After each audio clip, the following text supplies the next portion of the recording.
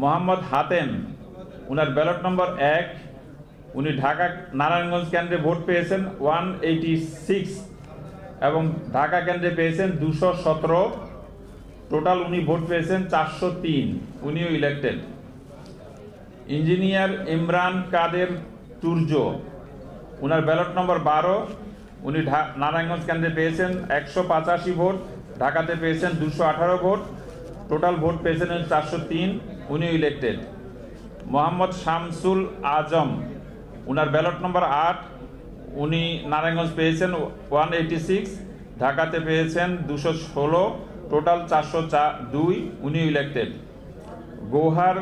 গওহার সিরাজ জামিল, উনার ব্যালট নম্বর 2, উনি ঢাকাতে নারায়ণগঞ্জে পেয়েছেন 188, ঢাকাতে পেয়েছেন 213। টোটাল ভোট পেয়েছেন উনি 401, উনি ইলেক্টেড। সিরিয়ালি ক্যান্ডিডেট ছিল, ওনাদের টোটাল ভোটটা আমরা বললাম আপনাদের কাছে। এর মধ্যে প্রাথমিক হিসাবে আমরা 35 জনকে ইলেক্টেড ডিক্লেয়ার করেছি আজকে। এই 35 জনের নাম আপনাদেরকে জানানো হলো। আর যে 3 জন নট ইলেক্টেড তারাও 36, 37, 38 তিনটা হয়নি।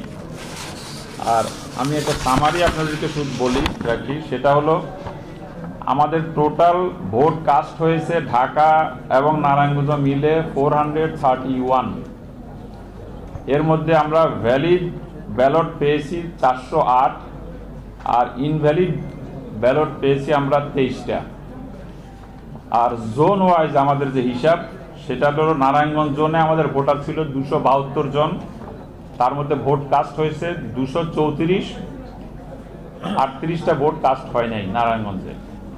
ঢাকা কেন্দ্রে আমাদের টোটাল ভোট ছিল 224, ভোট কাস্ট হয়েছে 140, অ্যাবসেন্ট হলো 84। চিটাগাং কেন্দ্রে আমাদের ভোটার ছিলেন 76, আমরা ভোট কাস্ট হয়েছে 57, 19টা ভোট কাস্ট হয়নি।